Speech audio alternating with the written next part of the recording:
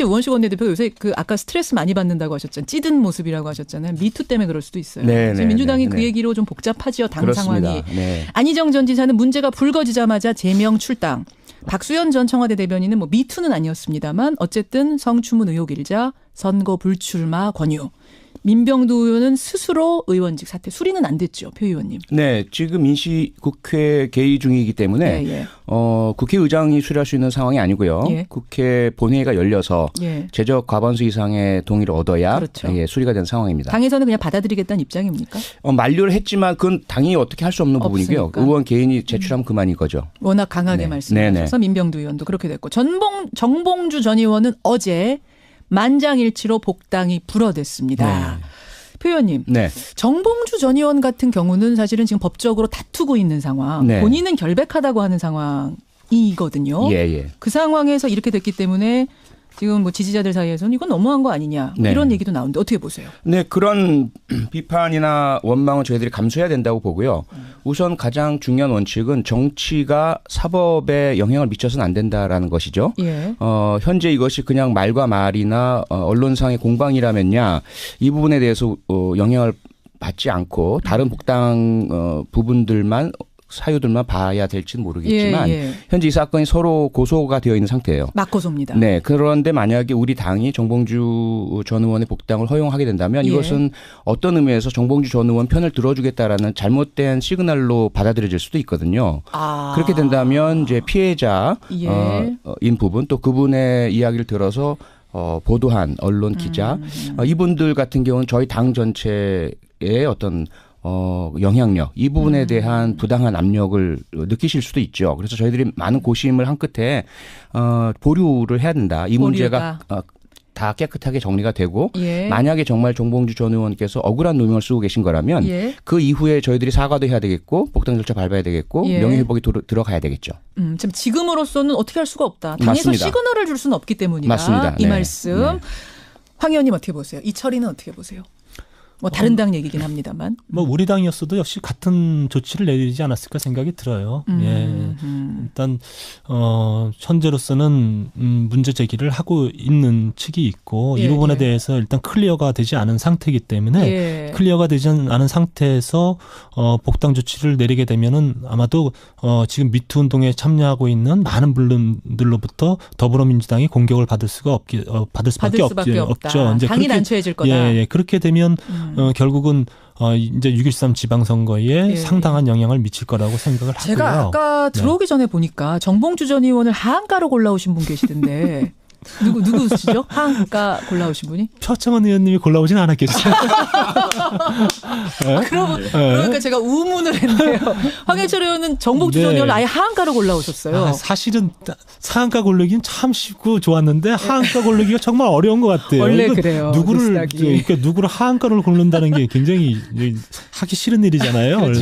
그래서 그러나 그래도 지금 현재 여러 이제 정치인들 중에서 가장 최근에 이제 그 곤란한 지경에 있는 분, 이렇게 뭐 나쁜 분이라고 표현하기는 좀 그렇고요.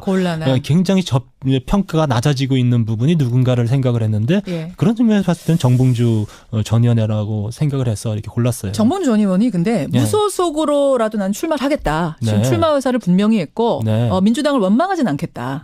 이런 얘기들을 밝혔거든요. 근데 이제 앞날, 정치인 앞날로 봤을 때는 지금 좀 하한가 상황이라고 판단하시는 거예요? 저는 그래서 평론가적 시점에서 그렇습니다. 지금 이 시점에서는 하한가인데 굉장히 이제 뭐 주식으로 따지면 이 잠재력이 굉장히 폭발적으로 갈 수도 있고 정말 더 이제 바닥으로 갈 수도 있는 깡통을 찰 수도 있는 그런 주식이라 다 가능하다고 보고 있어요. 그러니까 그 폭발할 수 있는 건 뭡니까? 그러니까 지금 무죄가 될 경우 문제가 없다고 지금 이제 제기되고 있는 이 고소 사건이 잘 만약에 클리어가 되면 그다음에 정봉주 의원은 또 다른 더 큰 기회도 가질 수 있다고 생각을 해요. 반면에 이게 아닌 걸로 나오면 사실로 확인이 될 경우에는 본인이 지금 사실이 아니라고 얘기한 것마저도 이제 거짓말로 판명이 나는 것 아니겠어요? 그러면 정봉주 의원이 지금까지 사실은 여러 가지 보여왔던 모습에 비해서는 굉장히 반대의 모습으로 사람들에게 인식될 것이고 그렇기 때문에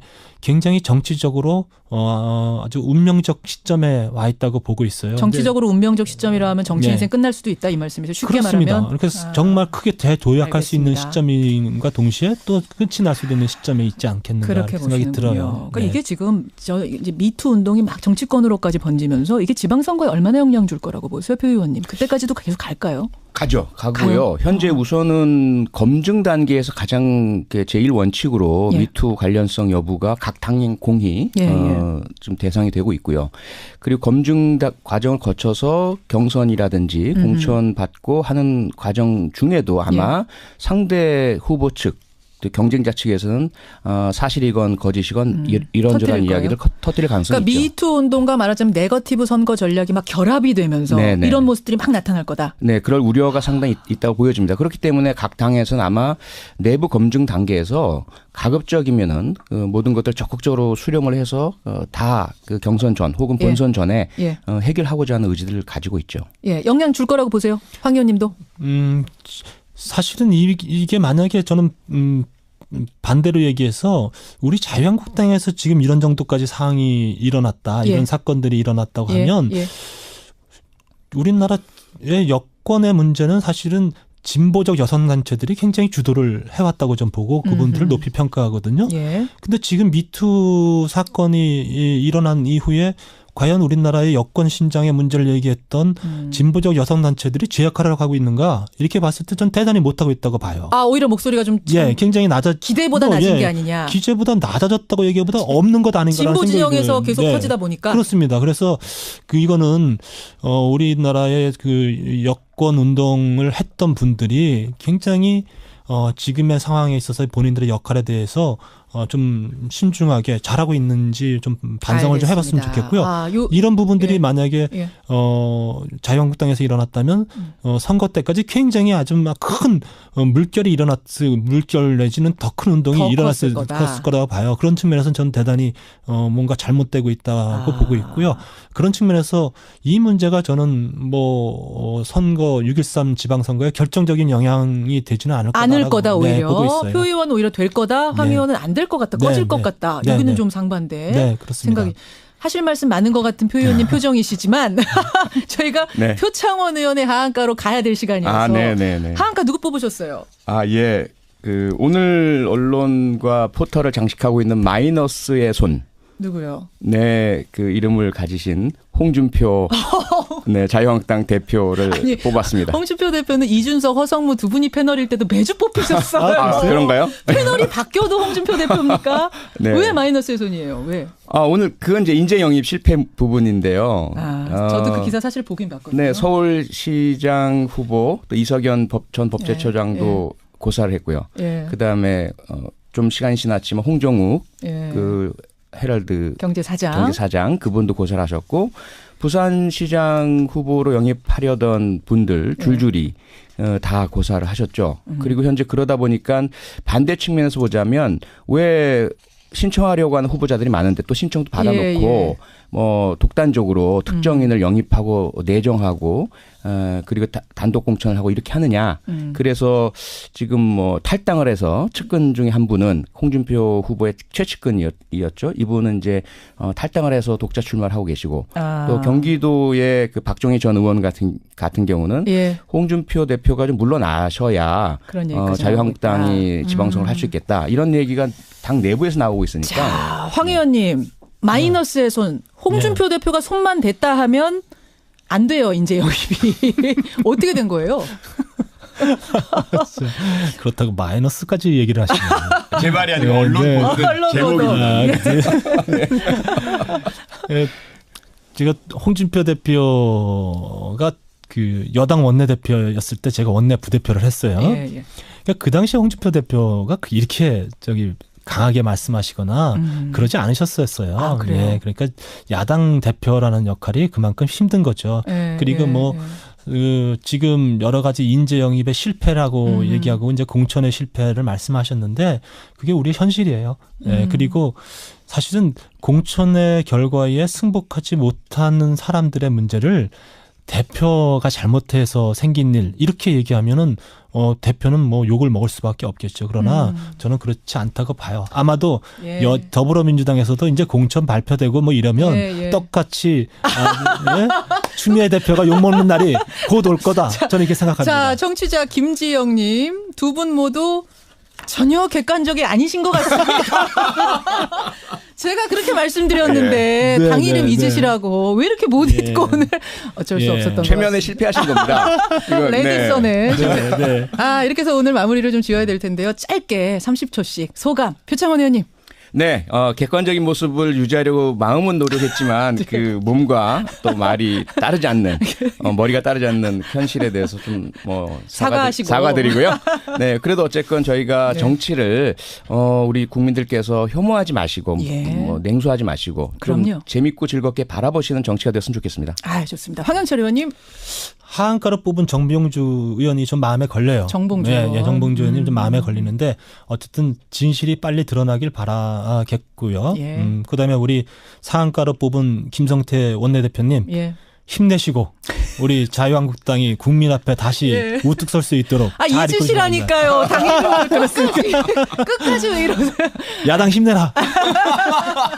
야당이 잘해야 여당도 잘하고 맞습니다. 청와대도 네. 잘하고 같이 이 바퀴가 다 굴러가야 되는 거 맞죠, 표현이? 동의합니다. 네. 예. 전적으로 동의합니다. 두 분 오늘 정말 신사답게 두 분의 소통 잘 들었고요. 이런 게 좀 많았으면 좋겠어요. 아이고, 오늘 이른 고맙습니다. 아침에 이렇게 스페셜 게스트로 여기까지 나와주셔서 감사드리고요. 많은 분들의 응원 문자 제가 캡처해서 보내드릴게요. 적이면은 모든 것들 적극적으로 수렴을 해서 다 그 경선 전 혹은 본선 전에 예. 해결하고자 하는 의지를 가지고 있죠. 예, 영향 줄 거라고 보세요. 황 의원님도. 사실은 이게 만약에 저는 반대로 얘기해서 우리 자유한국당에서 지금 이런 정도까지 상황이 일어났다. 예. 이런 사건들이 일어났다고 예, 하면 예. 우리나라의 여권의 문제는 사실은 진보적 여성단체들이 굉장히 주도를 해왔다고 좀 보고 그분들을 높이 평가하거든요. 예. 근데 지금 미투 사건이 일어난 이후에 과연 우리나라의 여권 신장의 문제를 얘기했던 진보적 여성단체들이 제 역할을 하고 있는가 이렇게 봤을 때 전 대단히 못하고 있다고 봐요. 오히려 목소리가 좀 굉장히 기대보다 낮은 게 아니냐. 기대보다 낮아졌다고 얘기보다 없는 것 아닌가라는 진보 진영에서 생각이 계속 터지다 보니까. 그렇습니다. 그래서 이거는 우리나라의 그 여권 운동을 했던 분들이 굉장히 지금의 상황에 있어서 본인들의 역할에 대해서 좀 신중하게 잘하고 있는지 좀 반성을 좀 해봤으면 좋겠고요. 이런 부분들이 만약에 자유한국당에서 일어났다면 선거 때까지 굉장히 아주 막 큰 물결이 물결 내지는 더 큰 운동이 일어났을 거라고 봐요. 그런 측면에서는 저는 대단히 뭔가 잘못되고 있다고 보고 있고요. 그런 측면에서 이 문제가 저는 선거 6.13 지방선거에 결정적인 영향이 되지는 않을 거다 오히려. 보고 있어요. 표 의원 오히려 될 거다. 황 의원은 안 될 것 같다. 꺼질 것 같다. 여기는 좀 상반돼. 그렇습니다. 생각이. 하실 말씀 많은 것 같은 표 의원님 표정이시지만 저희가 표창원 의원의 하한가로 가야 될 시간이어서 하한가 누구 뽑으셨어요? 예. 오늘 언론과 포털을 장식하고 있는 마이너스의 손.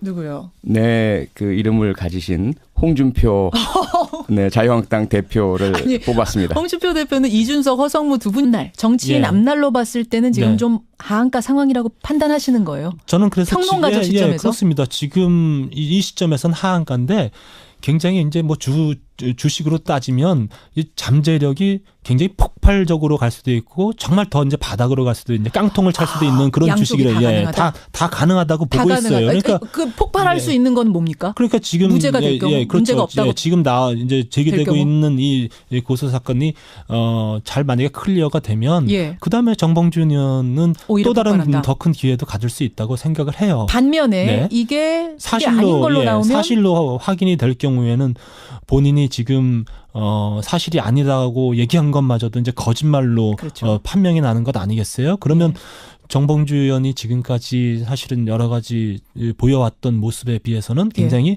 반대의 모습으로 사람들에게 인식될 것이고 그렇기 때문에 굉장히 정치적으로 아주 운명적 시점에 와 있다고 보고 있어요. 정치적으로 운명적 시점이라 하면 정치 인생 끝날 수도 있다 이 말씀이죠. 쉽게 그렇습니다. 말하면. 그래서 정말 크게 대도약할 수 있는 시점인과 동시에 또 끝이 날 수도 있는 시점에 있지 않겠는가 그렇게 생각이 들어요. 그러니까 이게 지금 이제 미투 운동이 막 정치권으로까지 번지면서 이게 지방선거에 얼마나 영향 줄 거라고 보세요, 표 의원님? 그때까지도 계속 갈까요? 가고요. 현재 우선은 검증 단계에서 가장 제일 원칙으로 미투 관련성 여부가 각 당의 공히 좀 대상이 되고 있고요.